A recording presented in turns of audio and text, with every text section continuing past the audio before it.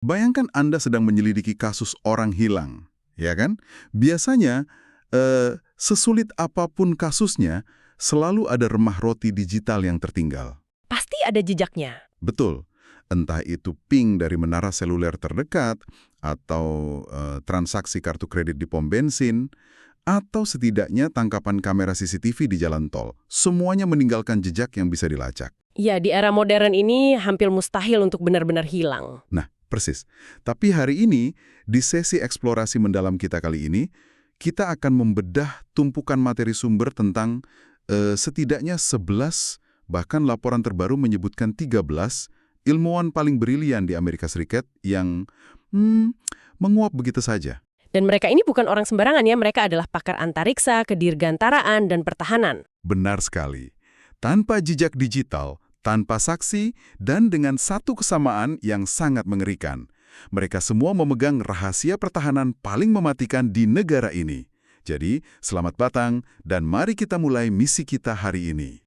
Skenario ini benar-benar memaksa kita untuk membuang semua buku panduan investigasi standar. Benar-benar membuangnya ke tempat sampah. Iya.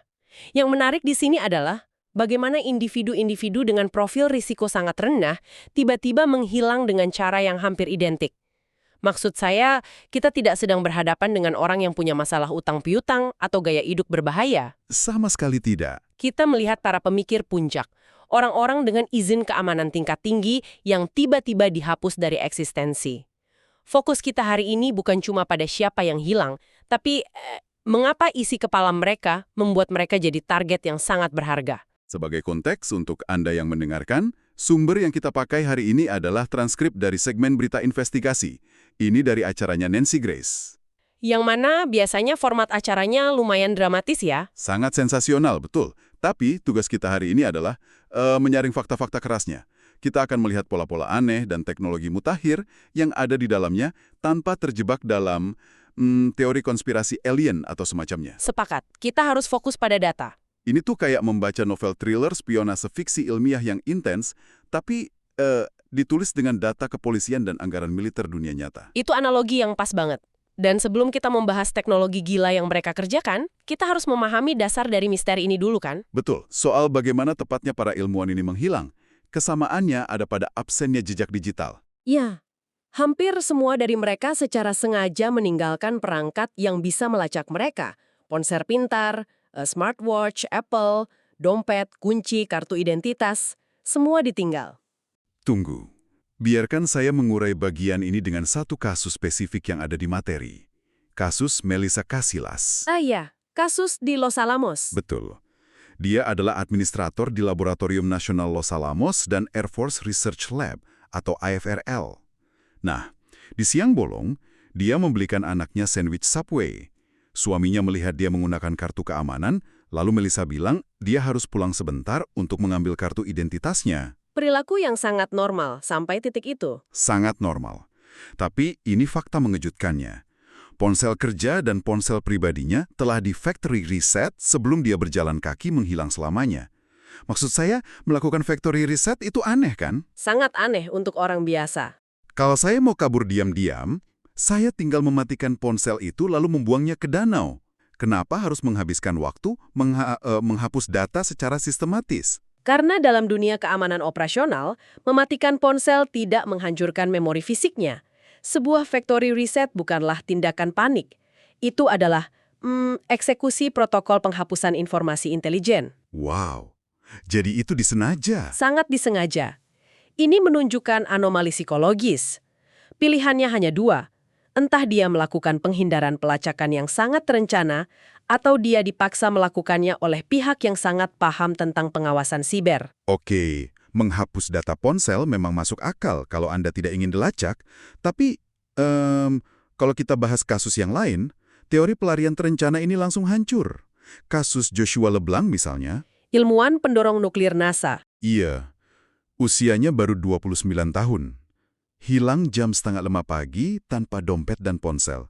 Lalu siang harinya, mobil Tesla miliknya hancur menabrak pohon dan terbakar hebat. Tubuhnya sampai tidak bisa dikenali. Sebuah akhir yang sangat brutal. Sangat brutal. Dan yang bikin merinding, mode sentri di Teslanya menunjukkan mobil itu sempat parkir di Bandara Huntsville selama 4 jam penuh pagi itu. 4 jam di area publik tanpa identitas. Iya, buat apa seorang ilmuwan nuklir duduk diam di bandara subuh-subuh tanpa alat komunikasi sebelum akhirnya tewas? Itu menunjukkan dia sedang menunggu sesuatu atau berada di bawah instruksi spesifik, keadaan di bawah tekanan ekstrim atau manipulasi eksternal. Seseorang mengendalikan pergerakannya. Masuk akal. Dan itu membawa kita ke anomali perilaku yang paling gila menurut saya. Kasus Jenderal William Neil McCaslin. Ini adalah titik kuncinya. Jeda waktu hilangnya sempit banget. Dia hilang dari rumah dalam jeda 1 jam saja. Dia meninggalkan ponsel cerdasnya, dompetnya. Tapi dia membawa pistol kaliber 38 dan memakai sepatu bot hiking. Dan yang paling aneh, dia meninggalkan kacamata resepnya. Meninggalkan kacamata untuk seseorang yang membutuhkannya itu sangat tidak biasa. Persis. Istrinya menelpon 911 dan bilang, saya rasa dia tidak ingin ditemukan. Tapi coba pikirkan ini. Meninggalkan kacamata resep Anda, itu tidak terdengar seperti pelarian rahasia yang direncanakan dengan matang. Betul, Anda butuh penglihatan kalau mau bersembunyi. Itu terdengar seperti kepanikan absolut di detik-detik terakhir. Sesuatu memicu respons untuk langsung kabur. Apa yang membuat seorang jenderal berlari buta ke jalanan? Untuk menjawab itu, kita harus melihat siapa Jenderal McCaslin ini sebenarnya. Jika cara mereka menghilang begitu seragam, maka alasan mereka menghilang pasti tersembunyi di dalam apa yang sedang mereka kerjakan. Dan sang jenderal ini adalah penghubung utamanya. Tepat sekali. Jika kita menghubungkan ini dengan gambaran yang lebih besar, Jenderal McCaslin secara harfiah adalah hard drive berjalan dari rahasia negara. Dia mengawasi pendanaan penelitian di Pangkalan Angkatan Udara Wright-Patterson. Tempat yang sering disebut-sebut punya banyak rahasia itu ya? Iya, dan dia menjalankan AFRL. Materi Sumner mencatat dia mengelola 80% program SAP militer yang nilainya mencapai 2 miliar dolar. Mari kita perjelas istilah SAP ini untuk Anda yang mendengarkan. SAP itu singkatan dari Special Access Programs. Kalau tingkat top secret itu ibarat punya akses ke brankas utama di sebuah bank, maka SAP itu seperti Anda punya kunci ke ruang bawah tanah tersembunyi di bawah bank tersebut. Dan direktur banknya bahkan mungkin tidak tahu ruangan itu ada. Benar. Dan McCaslin yang mengelola ruang bawah tanah itu. Banyak korban ini ternyata saling terhubung di bawah jaringannya. Betul. Chavez dan Casillas di Los Alamos menghilang dalam hitungan minggu. Lalu ada Matthew Sullivan, seorang petugas intelijen, tewas tepat sebelum dia bersaksi di Kongres tentang intelligence UFO. Dan teknologinya, ini yang bikin geleng-geleng kepala. Ada kasus Monica Riza. Dia menghilang dalam waktu 10 menit saat sedang hiking bersama temannya dan tahu apa yang dia teliti. Logam Manderley. Ya, logam Manderley. Logam memori yang sama tahan panas untuk roket. Laporan ini mengklaim material tersebut adalah turunan dari bahan kecelakaan Roswell yang dibawa ke Wright-Patterson. Informasi ini bukan sekedar fiksi ilmiah loh. Ini dikonfirmasi oleh adanya audiensi Kongres AS baru-baru ini. Anda mungkin ingat kesaksian militer soal video pesawat Tic-Tac itu? Oh iya, kesaksian Letnan Komandan Fravor. Betul sekali. Dan sumber kita secara spesifik menyoroti penelitian pada propulsi anti-gravitasi, terutama pesawat berbentuk segitiga yang disebut TR-3B. Pesawat hitam segitiga yang sering dilaporkan orang-orang itu ya? Tepat. Teknologi ini diklaim menentang hukum gravitasi normal. Dia bisa bergerak ke atas, bawah, samping, atau diagonal dengan kecepatan kilat tanpa efek inersia. Disinilah ini menjadi sangat menarik.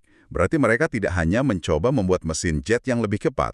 Mereka mencoba menulis ulang buku aturan fisika di depan mata kita.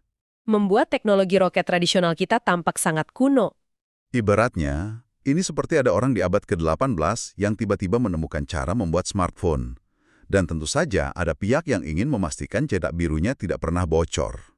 Teknologi semacam ini bernilai tak terhingga. Entitas asing atau perusahaan swasta akan melakukan apa saja untuk memonopolinya. Oke, kita tahu teknologinya revolusioner. Dan kita tahu ilmuwan-ilmuwan ini menghilang atau tewas. Tapi pendengar kita pasti bertanya-tanya, bagaimana tepatnya aktor ancaman ini beroperasi tanpa terdeteksi di tanah Amerika? Itu pertanyaan yang menakutkan, dan kita punya satu contoh kasus yang memberikan gambaran brutalnya. Kisah Amy Eskridge. Ya, ilmuwan jenius berusia 34 tahun di Huntsville. Dia ditemukan tewas dengan luka tembak dan itu langsung diklaim sebagai bunuh diri. Tapi ada jejak komunikasi yang dia tinggalkan kan? Betul. Sebelum meninggal, dia mengirim pesan berulang kali ke mantan intelijen Inggris Frank Milburn dan rekan-rekannya.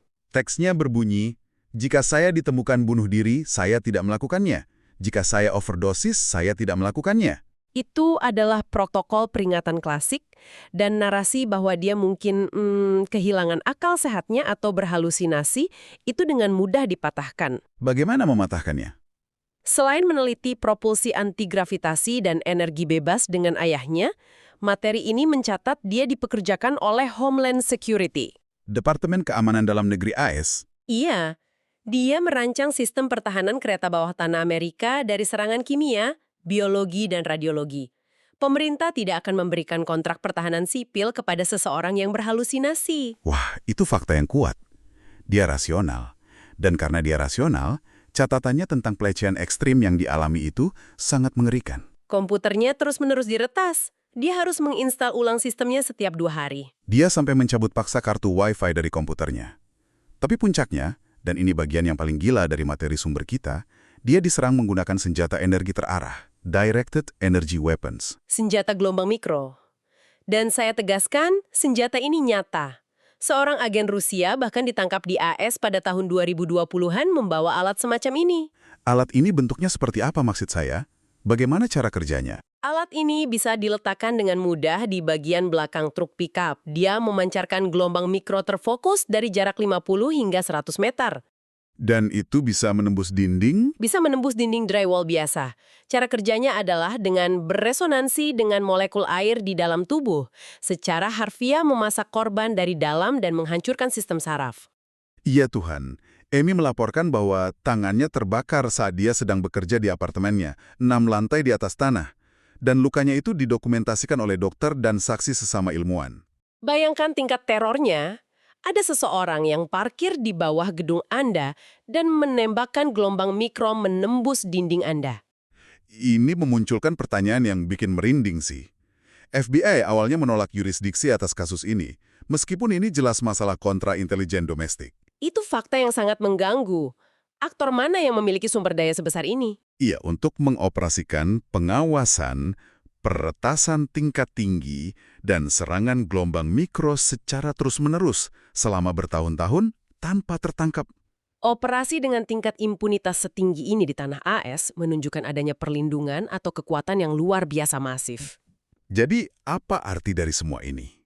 Anda yang mendengarkan pasti berpikir, kalau agen intelijen asing atau mata-mata korporat bisa parkir di luar laboratorium ilmuwan kita dan memanggang tangannya dari jarak jauh, kenapa keluarga korban justru yang paling takut untuk bicara? Karena mereka menyadari tidak ada otoritas yang akan melindungi mereka. Siapa sebenarnya yang mereka takuti? Institusi yang seharusnya melindungi mereka atau bayangan yang bahkan institusi tersebut tidak berani sentuh? Ini adalah pengingat betapa berbahayanya informasi di tingkat atas. Penemuan ilmiah tingkat tinggi itu bukan sekedar soal akademik ya. Tapi soal dominasi global. Betul sekali. Dan harganya seringkali dibayar dengan nyawa manusia. Kejeniusan para ilmuwan ini justru menjadi bumerang yang membahayakan diri mereka sendiri. Mari kita rangkum perjalanan gila kita hari ini. Kita mulai dari ponsel yang sengaja diriset, kacamata jenderal yang ditinggalkan di saat panik. Lalu kita masuk ke teknologi logam Mendeley dan pesawat TR-3B. Dan akhirnya sampai pada kenyataan mengerikan tentang senjata gelombang mikro yang memanggang Amy Eskridge di apartemennya sendiri demi melindungi rahasia propulsi antigravitasi. Fakta-fakta dari sumber ini membentuk pola yang sangat sistematis. Sangat sistematis. Dan ada satu pemikiran terakhir yang ingin saya lempar untuk Anda renungkan.